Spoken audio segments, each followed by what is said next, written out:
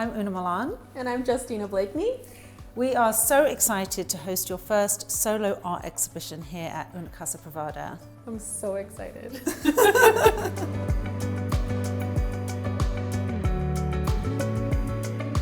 So this first piece is Sisters in the Sea. This is one of the biggest pieces I've ever worked on. And I first started with the figures and I didn't have a big plan for the piece. I just went at it, no pencil, nothing. And as they began to emerge, they emerged as my sister and I, or a version of my sister and I. And the canvas was ripped. And it became a narrative in the piece about the beauty, the tenderness of sisterhood. Beautiful. I mean, it's amazing. So it just evolved. It spoke to you as you unfolded as you were painting. It unfolded as I was going through the process of it, and I think I really loved how the rip in the canvas became a part of the story of the piece, because when I look at the embrace and I look at how the tenderness and how she's caring for her, and in sisterhood there's pain and there's beauty and there's togetherness and there's tenderness, and that's what this piece is hoping to evoke. It's like there's damage and then there's repair. Yeah, there's damage, there's repair, exactly, and there's beauty in that, and there's learning, and there's growing, evolving. Yeah, beautiful.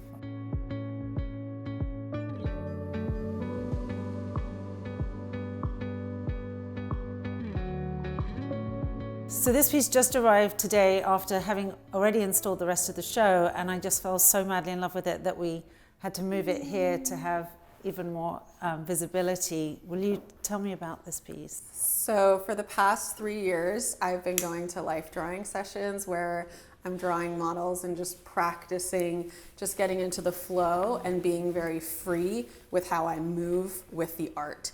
And so this was a piece that I did with a live model, and it's really fun and challenging because you have to embrace anything that you might perceive as a mistake. There's sort of no going back. You're just in the process, in the flow, and whatever comes, comes. So she's what came. But isn't that life, though? That is absolutely life. And she looks so beautiful in your home. No, I don't know if she's going to leave, so. When you're picking the frames and the mats for your pieces, are you heavily involved in which go with which pieces? It's very intentional for me. It's definitely part of the process, I think, because of my background in design. So for me, it's all a conversation and the juxtaposition and the way that the colors work together and the pattern. So we've got this sort of abstract floral, which is then reflected in the frame as well. It's got kind of an Art Nouveau feeling to it, and then the colors just for it to feel warm and it to feel kind of like an embrace. In a way, for me, the frame is like the home of the piece inside, and I do so much portrait work, so it's like giving her a home. Oh, I love that. Yeah, and I feel that, and then maybe that's also why it appeals to me especially.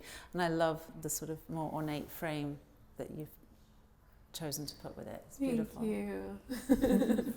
So I just turned 46, and I've been in this like middle age quandary, and I feel like with each self-portrait that I paint, I kind of discover something new about myself. So now looking back at some of these that I've done in the last few years, I see so many different chapters, so many different hairstyles, so many different moods and feelings. And it's a bit like a visual diary for me of the last few years. The evolution of your own self. The evolution of self, the getting to know myself, the a little bit of unraveling or opening that's happening, and painting has been a big part of that for me.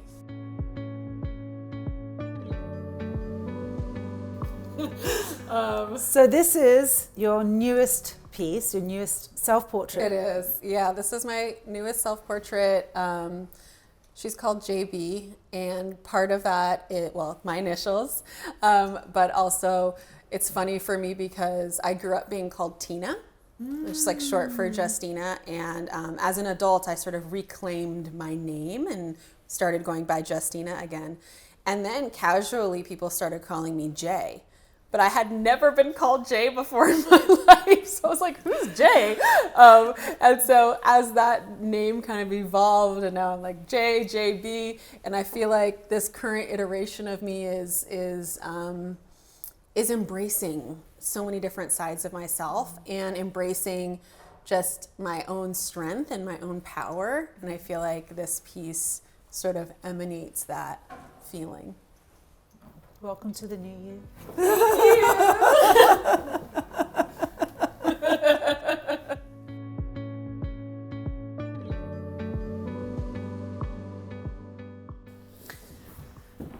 So these are California poppies. They're so beautiful. They're so beautiful. And they play a big part of the inspiration for this collection, this exhibition. Yeah, so it all sort of unfolded in such a magical and mysterious way. I've been writing a lot, and it's just cathartic for me, and it's a way to help me get through this time after the fires. So I wrote an essay that was titled California Poppy. And it is also about how the seeds of the California poppies are activated by the fire. And so seeds that may have been dormant for years and years come to life and start to grow and bloom and blossom after a fire. And so it's about the beauty of life from death, about renewal, about growth, and about blossoming and blooming. And I didn't know that's what I was going to name this show. And I wrote the essay, and I was just kind of thinking about it. And the next morning when I went to the studio to go paint, I realized I had painted a portrait full of poppies. And I was like, and it kind of was just one of those things, I don't know if it happened subconsciously or what, but I started seeing poppies in all my work. And I have so many pieces here that have poppies and flowers, and I was just like, there is a theme here.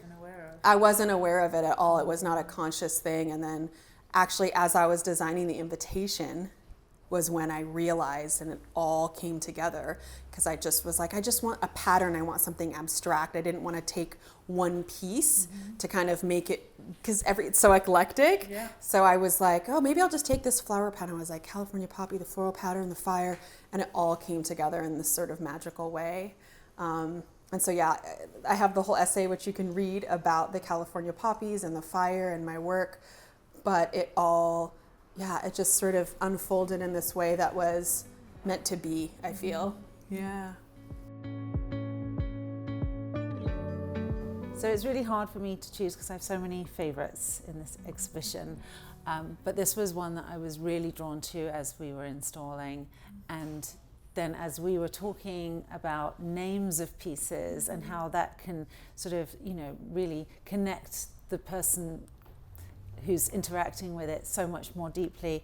And this one is called Embracing Blues. Embracing Blues. Yeah. And so, I thought I loved the name even more, so it just made it so much more powerful to me. But I love this piece. Thank you. Yeah, so I've been doing a lot of work in the last 3 or 4 years embracing blues. So I think for a long time I'm a very optimistic and positive person, but what that sometimes resulted in me in was kind of suppressing negative feelings and negative emotions. And not taking care of yourself. Not taking care of myself and just pretending and, trying to kind of... and so it was interesting because oftentimes my art mirrors what's going on in my emotional life. And so I've also always been drawn to warm colors. I've always been drawn to rusts and yellows and, reds and these colors. And I just had this feeling like I want to paint a blue woman. And I realized as I was painting her that that she was embracing her own blues and learning to face them and work through them instead of trying to push them aside. So that's what this piece is about. I think that can resonate deeply with many of us. Thank you so much, Justina, for giving us this opportunity to show your incredible work. Oh my gosh, it is such an honor and a privilege to have my work exhibited in this incredible perfect home. So I can't wait for everyone to come and see it. I'm so excited. I'm so excited for everyone to come and see it. You're going to be blown away. Thank you. Thank you.